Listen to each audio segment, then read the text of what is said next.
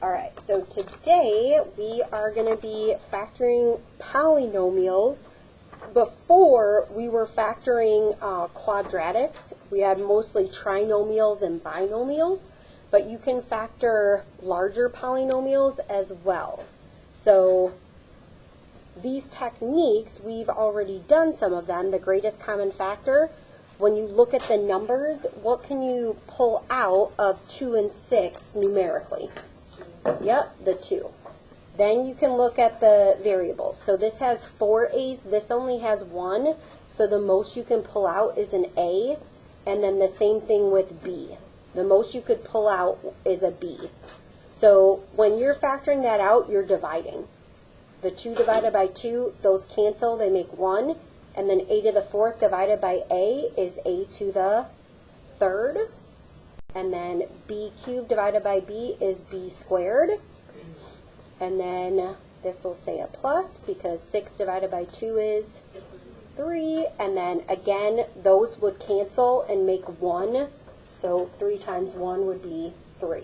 So that's what you should have for the first one. Okay, the difference of 2 squares, remember, difference means subtraction. 2 squares means you're talking about perfect squares. Numbers that you can take the square root of. And also variables you can take the square root of. So when you're doing the difference of 2 squares, you take the square root of 4 and x squared. That square root would be 4x, so 4x and 4x. This is going to be a plus and a minus because this is negative. You need this to be negative so that you have the cancellations. And then what's the square root of 9y squared? 3y. Well, oh, the square root of 4 is 2. Thanks. Thanks, sorry. It's okay. I know. Okay, yes. It is one of those days. Yes. So when you take the square root of 4, you get 2. When you take the square root of 9, you get 3. And then anytime you have a variable that's squared, when you square root it, you have the variable. Okay, so it'll be the 2x plus 3y, the 2x minus 3y. I'm just writing it again, but nicely. Okay, the perfect square trinomials, those are very similar, where you are going to start with a perfect square and you're going to end with a perfect square. But notice these are positive, which means you have the same signs. So you would start this 7a and 7a, but to multiply to a positive 16 and get a positive 56, it would have to be plus 4 and plus 4. Okay? Now you could keep it like that, or you could write it like that. Either one, when you're factoring, is fine. The reason we strongly suggested you write it like this earlier on is, remember, we were solving and taking the square root. Okay? And then this one, when you take the square root of 25b squared, is 5b and 5b. Now here you have a positive, but this is negative. So minus 9 and minus 9. And you can always check these with what? Yep, you can always check with FOIL. So the inside is negative 45, the outside is negative 45, which means you're going to add to negative 90. Okay? And then we have the general trinomials. So when you're starting those, if there's no GCF, you can make your 2 parentheses. X times x is x squared. What multiplies to negative 18 but adds to negative 7? Minus 9 plus 2. So negative 9 plus 2 is negative 7. When you multiply, you get negative 18. Now, when you do one that starts with a number that's not 1, that's okay, especially if it's prime. It has to be 3y and y. We just have to remember what can go in here are factors of 20. And if you would like to, make a table of your options. These are your options: 1 and 20, 2 and 10, 4 and 5. Now the placement matters. So if it multiplies to a positive but adds to a negative, they both have to be negative. If I'm trying to add to negative 32, I'm thinking, what can I multiply by 3 to get a higher number? Yep, so if you put the 10 here, that would be negative 30. You'd have to put the negative 2 there. And then when you check with FOIL, again, I like to write it like this so I can just see. Yep, that's going to add to negative 32, so I know it's right. Okay?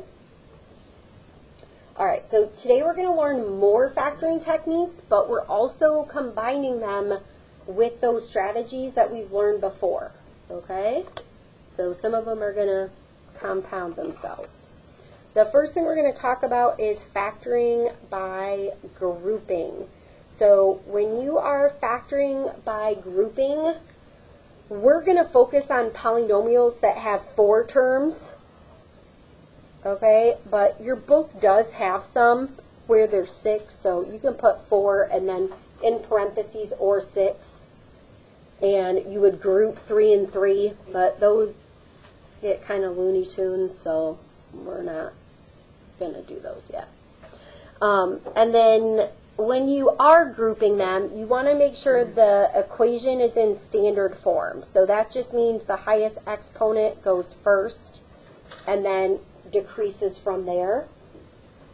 And then you're going to group the first 2 terms, the last 2 terms using parentheses. And I'll show you how to group them together. But when you have the 4 terms, you'll do the 2 and 2. So you'll have 2 groups. If you ever did the 6, you would group them 3 and 3. You want the 2 groups together. So the main part of this is factoring out the GCF, the greatest common factor. These are going to be common monomials. So they're going to be 1 term, the common monomials, and those can consist of numbers and variables. Now the last part is sometimes hard to wrap our head around, so I'll do some extra explaining on that part about how we're going to use the distributive property to rewrite the expression. Now in order to do that, you have to have the same factor inside your parentheses. Okay, it has to be the same. And if they're not the same, you can't factor by grouping, or you didn't pull out the right thing. So those are the 2 troubleshooters. So if they're not the same,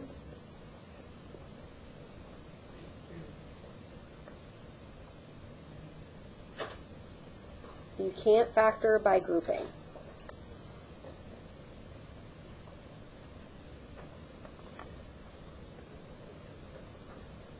They're not the same, you can't factor by grouping.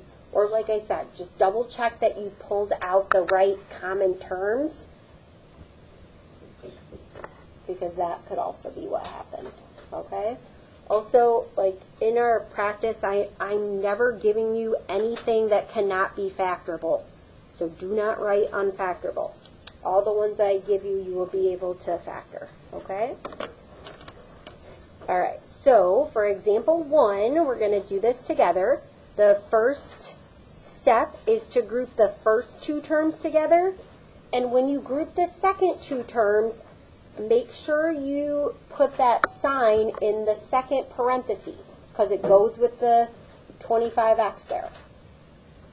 Okay, between x cubed and x squared, I can factor out an x squared. So if I take out that GCF, and again, I'm just looking at this, if I take out an x squared from x cubed, I'd be left with x. And when you are dividing something by itself, what are you left with? 1. So this would be minus 1. So this is x minus 1. Okay, now, when you do this one, you're going to factor out the negative 25.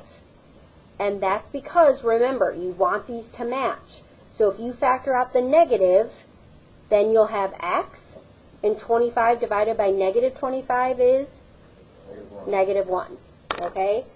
I'm going to write the next step down, and then I'm going to explain it. Okay? So the quick explanation is you look at the numbers that are on the outside, and that becomes one of your factors. It becomes x squared minus 25. And what you're doing is using the distributive property in reverse.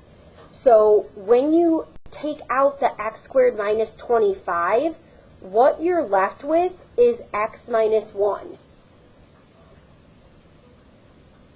And I'm going to re-explain that to you, so just bear with me for a moment, okay? So what happens is the outside becomes 1, and then because these are the same, that is going to become 1 as well. So this is the part that some people don't like because they're like, well, you had 2. Where did it go? Remember when we were learning how to multiply polynomials, we had 3 terms. You don't have to write this down. I just want you to pay attention. Remember when we were multiplying polynomials, I showed you how you could take the first term and distribute it to everything that was behind it. We just had bigger ones, and the way I wrote it out was like this: x squared times x minus 1, and then I wrote it out. And then I said, okay, now we're going to do that with the negative 25 times x minus 1. And then we're going to write that out so we could line up our like terms. Does that ring a bell? When we were doing that with the larger polynomials. This is the same thing. So see how you had a 1 here, but because you distributed it, you wrote it twice? That's exactly what's happening here, but in reverse. So you had 2, you factor it out, it becomes 1. Okay? It would be just like this. This is not the same thing, but let's say I had 25x minus 5x. If you were factoring out what they had in common, wouldn't you just take 1x, and this would become, oh, sorry, this should be like, I just wanted to show you, it would become 5 minus 1. See how the x would, the 2 x's would just become 1? That's kind of weird. Normally I would do it like that. But again, you can see like you have the 3 different ones there and how that became different. Okay? So again, you're rewriting it with the distributive property. And if you just want to think of it as, okay, those 2 become 1, these 2 become 1 as well.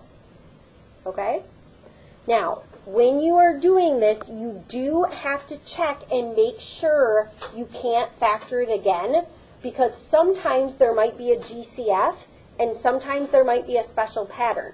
This is a special pattern. What is this pattern called? Yep, difference of 2 squares. So we can break that down. So we have to. So the x squared minus 25 will become x plus 5, x minus 5. The x minus 1 has to still drop down, and then we just factored this here. So this is going to be your final answer. Okay, so you have to break that down into 2. Okay, so I want you guys to try B, so I want you to group the first 2, group the second 2, and then I want you to pull out the GCF.